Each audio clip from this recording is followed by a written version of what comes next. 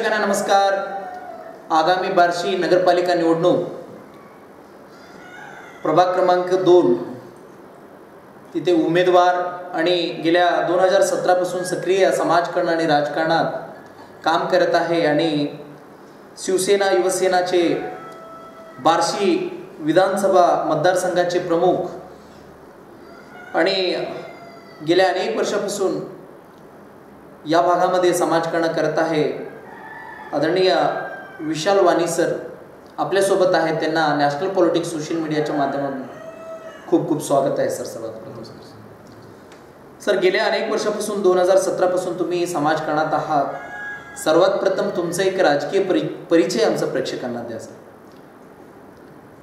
माझे मोठे बंधू विनोद नानावानी हे सर्वात कमी वयाचे नगरसेवक बार्शी याच वार्डात 2006 साली ते निवडून आले होते. त्यांच्यापासून सोबतच त्यांच्यापासून काम करायचं शिकलो. ओके, म्हणजे बंधू असल्यामुळं त्यांची एक प्रेरणाने तुम्ही पण समाजकारणात आलात.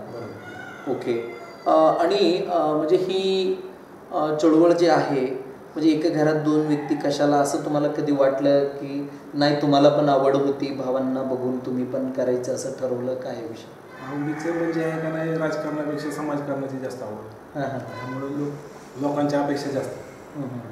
लोकांची कामं करत म्हणजे राजकारण करायचं म्हणून नाही पण लोकांची कामं करत करत ती चालूच आहे. ही राजकीय क्षेत्रात तुम्ही तुमचं एक गुरुवर म्हणून कोणाला मानता तुम्ही? मोठे बंधू नानावानींना.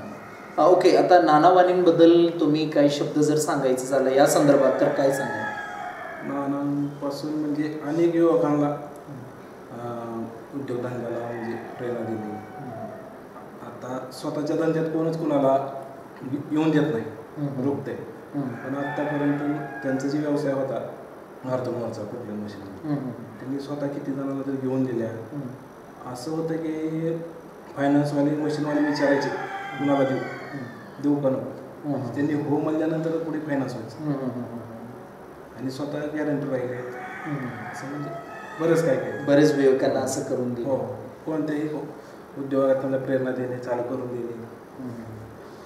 तर हा विधानसभा संघामध्ये जे मतदारसंघामध्ये ज्यावेळी तुम्ही एक युवा प्रमुख म्हणून तुम्ही काम करत आहे तर युवकांना ही राजकीय क्षेत्रात आणण्यासाठी काय प्रयत्न होता तुमचा?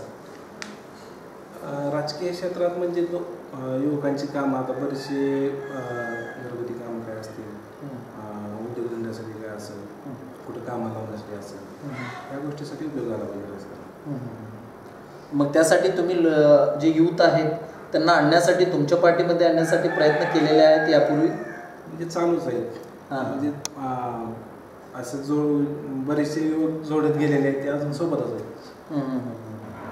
आता आगामी निवडणूक येणार आहे, आरक्षण पण आलेलं आहे, तर ज्या पद्धतीनं आम्ही तुमच्या जे प्रभाग क्रमांकामध्ये लोकांकडून माहिती घेतली तर तुमचं नाव समोर आलं. तर काय म्हणजे नेमकं काय यावं निवडणुकीत असं वाटतं? काय लोकांचा आग्रह आहे, काय तुम्ही ठरवले? काय ठरवलं आणखीन पण नाही तसं येऊन मारायचंच आपल्याला.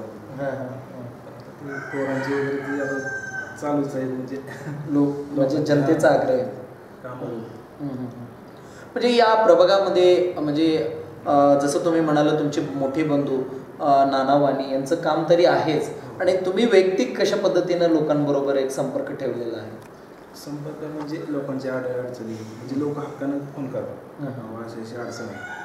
म्हणजे ती सामाजिक असेल वैयक्तिक असेल म्हणजे प्रत्येक ह्याला काय पोलिटिशियनचं वगैरे असेल म्हणजे आपण 24 तास म्हणजे कधी रात्री 2-3 वाजता जरी कोणाला तरी उचलतो.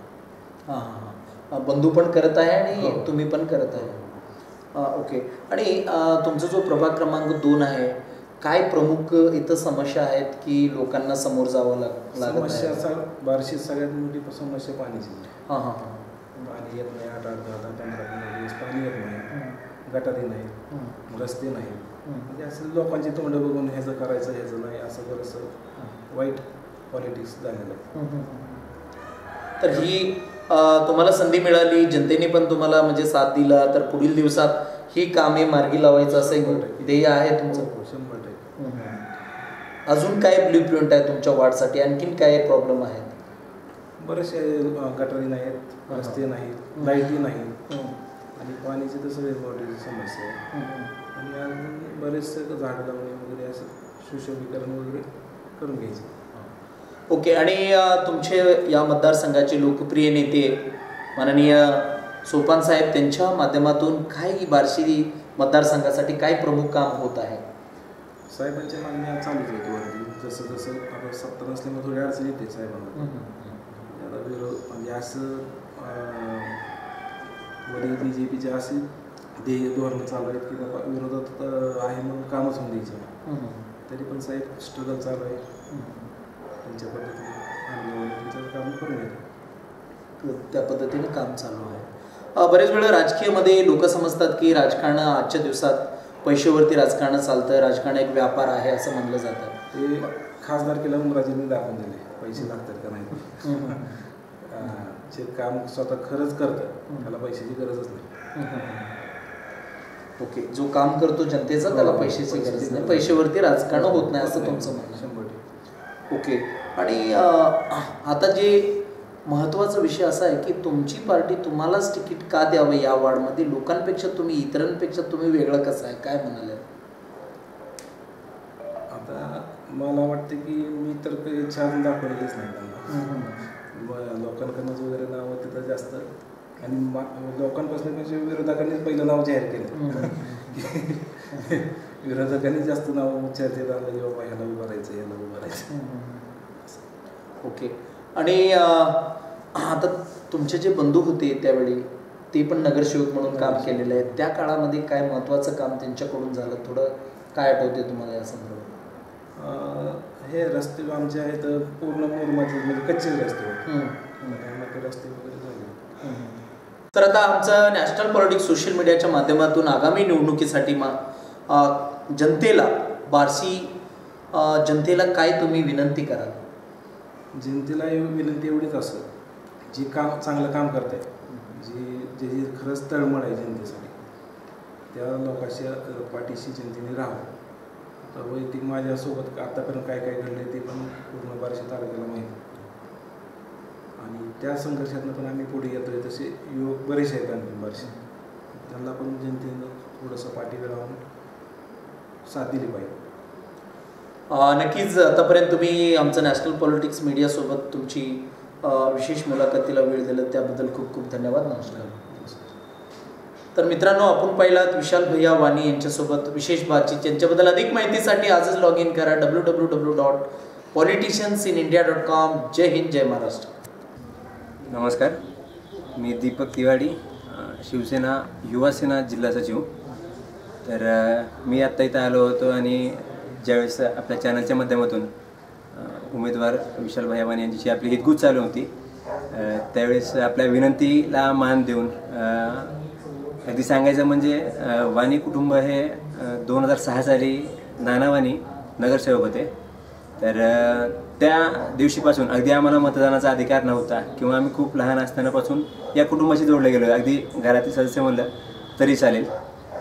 नाना महाराष्ट्रातील सर्वात कमी वयाचे नगरसेवक म्हणून राहिलेले आहेत आणि त्यांचाच आदर्श घेऊन पुढे भैया वाणी हे काम करत आहेत. त्यांनी त्यांच्या त्या मुलाखतीत सांगितलं की बाबा कुठल्या गोष्टीतून ते समोर येत होते किंवा त्यांना जे काही संकट आली त्यातून ते पुढे येत असताना, काम करत असताना एक युवकांची फळी त्यांनी जोडली गेली आणि ते आजही सोबत आहेत.